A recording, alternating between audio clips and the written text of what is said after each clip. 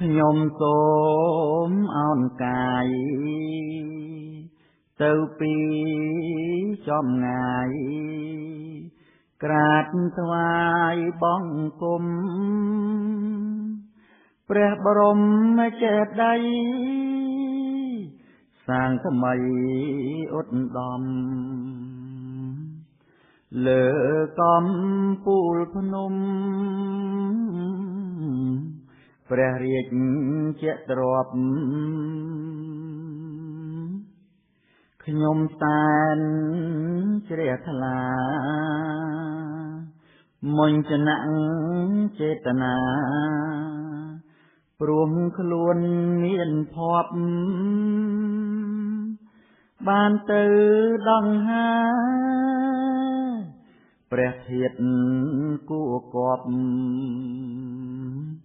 ហើយបានគុំនាប់គិរវៈទីលានដោយស្នាព្រះហស្ថដ៏ឆ្នើមឥតខ្ចោះទ្រង់បានប្រទានព្រះរាជសម្បត្តិដែលព្រះអង្គមានប្រជារាប់លានបានអនុមោទនាអង្គសំដាច់ឪព្រះដំរេះត្រូវក្នុងការបូជា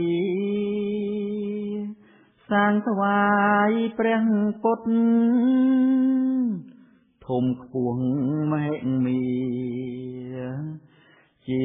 ព្រះសាធិក្នុងព្រះ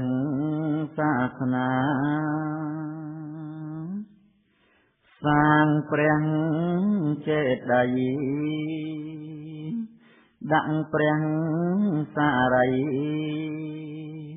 បរមសាស្តាជាគ្រូនៃមនុស្សនិងពួកទេពតាព្រះនាមសត្ថាអស្ចារ្យក្នុងលោក